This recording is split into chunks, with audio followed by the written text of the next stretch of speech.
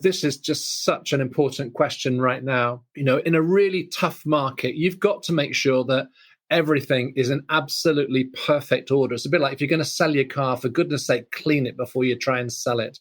A single technical error in a CV could rule you out of the job, because a school might legitimately think, if you're going to make a small error in something as important as a CV, what might that look like when you're running classes in a school? What might those mistakes look like on a bigger stage? And if English is not your strong point, for goodness sake, get someone who's really good at English to check it through for you. You really don't want to fail on something where you really don't need to fail at that hurdle. Are you thinking about moving schools or even countries? Do you have questions on whether or not this is the right time to make such a move? Is your CV up to date? And how do you get ready for the interview? We will be discussing this and more on this episode of the Teach Middle East podcast with our special guest, Bill Turner. Bill is a senior associate with the Search Associates, supporting and guiding teachers with their international careers and in finding great positions across the world in the 760 international school that his company represents. He was previously a principal in Qatar and in Dubai. Now let's get into this episode.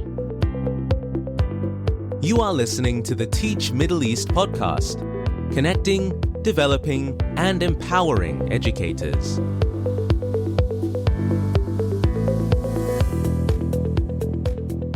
Hi, everyone, and welcome to the Teach Middle East podcast. This is Lisa Grace, your host.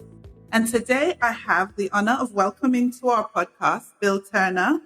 Bill is a former school leader and a senior associate with Search Associates. And so he is now in the field of recruitment. And so rightly, because we are going to be talking today about recruitment trends in international schools. Hi, Bill. Welcome. Thank you, Lisa. Very nice to see you again. Nice to have you. So with everything that's going on, a lot of teachers are very curious to find out whether this is a good time to be considering a career move, whether they should stick it out at their school or they should move countries, etc. Do you think this is a good time to change schools or even change countries? What are your thoughts on that? Good question. I think that if you are driven to do anything in life, then usually you make it work, partly because you just believe in it so strongly that you just make it happen and then you make it work. However, clearly, it is going to be significantly harder right now because of the shrinkage in the overall market and also the changes in the shape inside that market, and with the associated difficulties of emigration and immigration. However, there are plenty of schools out there seeking great teachers and prepared to search globally for these teachers.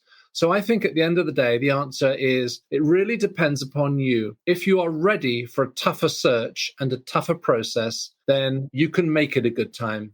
So you do believe it's going to be a little bit tougher than normal, right? Yes, I do. Partly because wherever you go, people like to stick needles in your arms and Q-tips up your nose to make sure that you're allowed to go past the next boundary. But the difficulties are getting inside countries at the moment. I mean, for example, we know lots of countries are preferring to recruit in country just to try to shortcut the paperwork process and all these kind of medical challenges that you've got to go through in the quarantines, etc. But it is still possible, yes. So maybe instead of choosing to move countries, if teachers could be looking locally, do you think that's probably where more opportunities would lie? I think you are definitely advantaged if you are in country at the moment for all those reasons. And some schools are overt about that. They will prefer people who are in country. If you take China as the obvious example, because it's huge, then people who are inside China do tend to be advantaged. But equally, it is the same in countries like the UAE. So when the coronavirus pandemic started, a lot of schools started to slash salaries and really look at packages quite closely, wanting to see how they can save on costs. How do teachers now go about negotiating good salaries and good terms? Because schools are really trying to tighten their budgets. Yeah, this is a very, very common question, particularly from people who come out of the private sector outside education who want to come in and negotiate everything. I mean, the thing is that schools have salary scales, and they try to implement them consistently. What they can't have is two teachers sitting in the staff room, chatting with each other with identical qualifications and experience, suddenly realizing that one of them is on a much better package. I mean, you can imagine how divisive that would be. However, it's important for teachers to know that there is wriggle room. And there's wriggle room, for example, in the way that your CV is viewed. For example, your 5.5 years of experience might be rounded up to 6 rather than down to 5. Your 1 year experience of tutoring might be counted as a year of teaching. You might be paid extra, you should be paid extra for having done an MA. And equally, outside the actual money itself, there's also sometimes wriggle room in other areas, like timetables, like which year groups or grades you're going to teach, or how many classes in the same grade. Sometimes accommodation. Some schools have smaller accommodation close to the school or bigger accommodation further away. One might suit you better. Children's school fees, or even the right to take a cash equivalent instead of an apartment. Support for personal development, like taking a further degree. So it's not just about negotiating a salary. There are other areas where there is sometimes wriggle room for a school. I wonder, though, at what stage do teachers discuss salary in the whole hiring process? Not at the beginning. Do you know, I think that what a head of school and a recruiter most wants is they want to be really persuaded that the teacher loves them, loves that school. They want to know you really want to go to that school. If they get any kind of inkling that you're only going because you like the look of the curtains and the apartment and the opportunities to bring your family over, then you're going to start to be put in that category of a teacher tourist. You've really got to persuade the school that you really want to go there and do a great job for the children in that school and for that school community. And equally, you've got to feel that the school is going to look after you as well. So it's a bit of a mutual love fest. You've got to love them. They've got to love you. Once you reach that point, then start to ask about the kind of package. But you know what? I think a really good school and I think a really sensitive recruiter and interviewer will let you off the hook here. They will bring it up. And I remember when I used to be interviewing for candidates to come to my schools, I would always say to the beginning, I'm going to take a little bit of stress out. We're not going to talk about the package, but I will bring it up at the end. So don't worry about it. Let's talk about all the other stuff. Let's see if you like me and I like you. And if we both like each other, think we can do a great job, then we'll talk about the package. So don't worry about it. I'm glad because, I mean, I can speak for myself. I was always sort of, when do I talk about money? Because money is such a touchy topic and you want to make sure you make the first impression to be a really good impression. Yeah. But at the same time, you do want to make sure you're being remunerated for your experience and the expertise that you bring. So yeah, that's a really, really good response. If the recruiter is on your side, then they should take that sting for you and bring it up and sort of be your ally and negotiate with you or on your behalf. So that's brilliant. Yeah. Right. So teachers want to move. They might want to stay in country or they might want to look elsewhere and they're ready to do so. How do they put their best foot forward? How do they prepare their CV to secure that really good position? Now, this is just such an important question right now. In a really tough market, you've got to make sure that everything is in absolutely perfect order. It's a bit like if you're going to sell your car, for goodness sake, clean it before you try and sell it. A single technical error in a CV could rule you out of the job because a school might legitimately think, if you're going to make a small error in something as important as a CV, what might that look like when you're running classes in a school? What might those mistakes look like on a bigger stage? And if English is not your strong point, for goodness sake, get someone who's really good at English to check it through for you.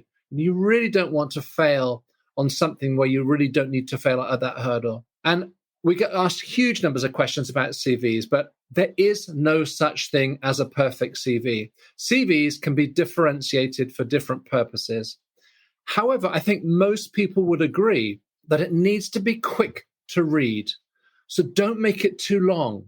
Usually 1 or 2 pages is plenty. So use presentational devices like bullet points and bold or color or spacing. Use them smartly to help the reader around the page. And also, make sure that everything is relevant. Don't write stuff that every teacher does. I mean, what's the point in saying, I attend parents' evenings? I mean, goodness me, so does everybody. Only write stuff down that is essential, like what grades you teach and what year groups, and special things that make you kind of stand out, big contributions you've made. And another really important thing is, I often say to candidates is, are you any good at interviewing? And, inevitably they reply, yeah, I'm pretty good. And I say, well, how do you know? Have you ever asked anybody, am I good at interviewing? Now, it is one role of your school's HR to support your professional journey. And this might include interview advice. So talk to them. I mean, here's a neat idea. Drama teachers are fantastic sources of useful advice about reading and evaluating body language and use of voice. Go and make a friend in the drama department and say, can you just watch the way I respond to interview questions and give me some ideas? And finally, I'd say that it's worthwhile really thinking about the very big question. I mean, in a sense, everybody has a brand. It's what you stand for. It's your philosophy in life, what you believe in. So you need to ask yourself, what do you stand for? What is brand you? Write these ideas down. Write them on Post-it notes. It might be 3 to 5 really big ideas that capture brand you. Stick them on the wall behind your laptop before your interview. And in your responses, whatever the questions you get, keep your eye on these big points and try to make sure that you communicate these in some way with plenty of good, relevant examples. Because everything you write, you say, or you wear, or you present are read by the recruiter as being part of your brand because they all communicate a message.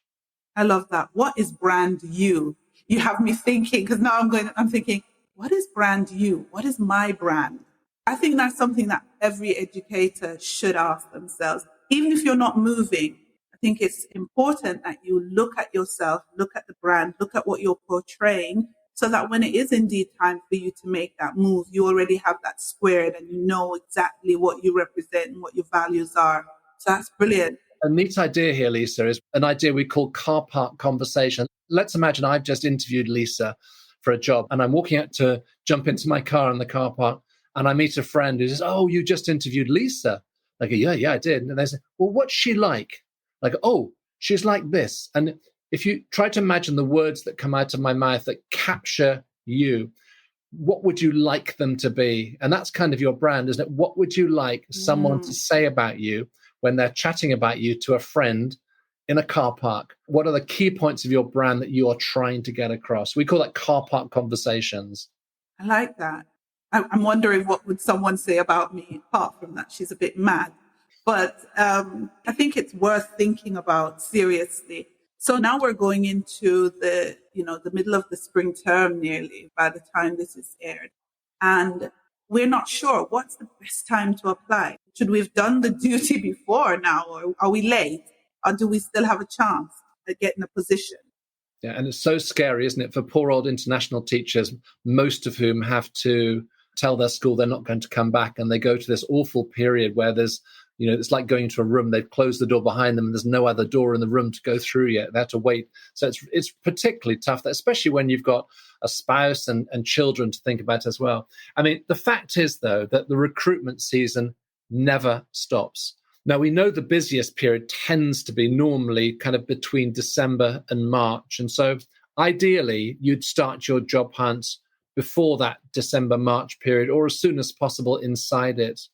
But this year, in our pandemic period, a lot of people believe that the recruitment year is changing shape and that they believe there's going to be quite a lot of later activity. I think for two reasons, really. One is that it's possible that areas in the world that teachers believe to be safer and managing better are likely to open up more speedily. And that might happen after, for example, the vaccine starts to have an impact or they just get on top of these things. But equally, the changing contracts, and we know lots of schools that have changed to these contracts where teachers only have to give a couple of months' notice. And so they are allowed to signal their desire to change school quite late in the recruitment year. We're talking about April, May. And if that happens, they can legitimately do that. And so suddenly there could be more teachers on the market. And of course, one thing we always say to teachers is if you leave a job, you actually create a vacancy at the same time. So there are a lot of people talking about more vacancies appearing later in the year than would be the case in a normal year. But how is that mismatch, though? Because if I have to go and tell my principal somewhere around October time that I intend to come back, or I don't intend to come back and I haven't secured a role, or maybe I see a role later in the year and I'm, interested in taking that opportunity, are there any repercussions for me walking in April and saying, listen, I really don't think I'll be coming back in September. I've seen something that I'm interested in. What repercussions are there? Well, I'm thinking of the schools that are allowing that now. The schools, like some of the schools in the Emirates, for example, that have created these new contracts whereby a teacher is allowed to do that. And so there's no kind of repercussion from the school's point of view. I mean, of course, there's a flip side to this. The school could do the same. The school could close the contract late in the school year as well. So it's equally nerve-wracking for both parties. I mean, like all things, you can look at this negatively or you can look at it positively. On the one hand, it frees you up to be able to make a late decision. On the other hand, if you're job hunting in May, it's a bit more nerve-wracking at the same time, isn't it? Because, you've got less time to find something. Yeah, that's true. I think it's worth exploring. If you're looking for a post and you might think it's late, well, what Bill is saying is it probably isn't, and there are opportunities out there. And when you do secure a new role, how do you prepare for this move? Because it's not as easy as just packing and moving across town as if you were in your home country. Sometimes this involves moving to another continent even. How do you prepare for such a move? Well, I think if you have children, you'll probably spend most of your time thinking about your children. And there's plenty of good advice here, which you really should consult. There's lots of good literature, and it is really important you do consult it, because if your children don't settle, then nor will you. And the settling process for your child, in fact, starts from the moment you tell them about the move.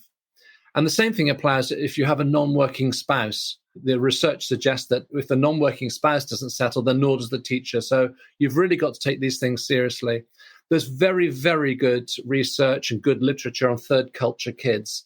And I think that's just a compulsory read now in terms of looking after your children. But I think also we're becoming much more alert now to the importance of trying to do your background reading on the area of the world you're going into. Now, we should embrace the fact that when we go to many countries and we find out they do stuff differently to the way they do it at home. But on the one hand, that can be quite fun. And I mean, that's the thing we love about international travel and international teaching. But it can be very unsettling as well and can cause a lot of issues. So we would strongly argue, do your background reading. If you're going to a different part of the world, find out how people think and work and behave, because you can bet your bottom dollar it's not like people behave in your home country. And you're going to have to get your head around that and enjoy the difference rather than it being a challenge for you. And you will be happier and more successful if you do that background preparation. Now, then there are a few obvious things like getting your domestic affairs in order, the very boring stuff like bank accounts and direct debits, your pensions, and dare I say it, your will. Very hard to think about for somebody in their 20s, but it's a good thing to write a will. And finally, the big thing that people get wrong is they take far too much stuff for them, don't they? People seem to forget that there are actually shops everywhere. You can buy new stuff, and it's great fun buying new stuff in the new country. So chuck a lot of that stuff out of your suitcase and just buy new stuff when you get there. What do you think they should bring? What's the must-bring item, you think? I think, again, the research suggests that in the case of children, it's very important they have something that it means something to them emotionally, something that connects, something they can take with them. So it's probably for them, it's a reminder of home, a reminder of the grandparents, that kind of thing. But probably it's the same issue for oneself. It's probably value is irrelevant. It's probably things that are emotionally valuable, things that are important to you as a human being. You don't need to worry about technology and things like that, or stuff you can buy. So it's a memento, something you probably enjoyed touching and holding and looking at, and the memories it brings to you. So it's probably things of emotional value. Yeah, I think so too. I always bring with me like a piece of artwork or a frame, a photo frame or something that connects me to my family and to home. I'm not big on having loads of stuff. When I had to pack my home up in London and move here, I vowed I will never, ever accumulate a lot of junk ever again. Sometimes it's a rock off a beach walk, isn't it? It's literally a strange shaped rock that somebody tries to throw away, and you throw your hands up on horror. Don't throw away my rock. It's very important to me. It means a lot. My rock that means a lot. Yeah, absolutely. Any other tips? Anything else you want to tell educators about, the whole recruitment process and moving schools? Well, I think the final thing that I need to bring up is really important is the whole issue of diversity. We've embraced diversity in our curriculums and our student bodies with great enthusiasm for a long time. But I don't think we can really say the same about our teaching staffs. And is the diversity of the student body, for example, reflected in the teaching body? And maybe it's time to come off the shelf here and say that, Search Associates, who I work with, obviously, we've worked this year with a diversity consultancy, which has encouraged us to start by examining ourselves individually and corporately. And we made the decision that we'd been failing. We'd failed to recognize how we were responsible for not acting as role models for a more diverse industry. And we failed to really understand and respond to the experiences of many of our candidates. So it's a long process, but it starts with oneself. And I think with the president's emphasis on diversity and equity and inclusion, it's a good time for everybody and schools to self-reflect honestly on this subject. Yeah, I think we can have you back to talk about diversity in recruitment. It's a massive, massive topic. I think one that is needing a lot of airtime in this region, especially where for a long time your photo had to be on your CV. And you tend to think that once that is a requirement, there can be no equity. Because if I can then see exactly who I'm recruiting before they even open their mouths, then how do they get a fair shot? So that's definitely something that I'm really happy to hear that Search Associates has taken this seriously, because it is a serious matter. And it's one that I believe we can expand on in a future episode of the Teach Middle East podcast. So thank you, Bill. It's been brilliant. And how can people connect with you? They can do one of two things. They can either go to the Search Associates website and have a good read, and you'll find my face in a very poor photograph there somewhere. Or they could simply email me. It's bturner@searchassociates.com. Even though we are in the business of HR, I always think our primary role is supporting international teachers and supporting international schools. We don't insist that people sign up to work with us on a business basis if they want guidance and support. Alison, my wife, and I were both, school heads and school principals in the region, and we are extremely happy to be of any kind of value or support and help to anybody who wants to, throw questions our way. And we still feel that's the most important thing we do. So anybody is welcome to email bturner@searchassociates.com if they feel that we can say anything that's of any help or value to them.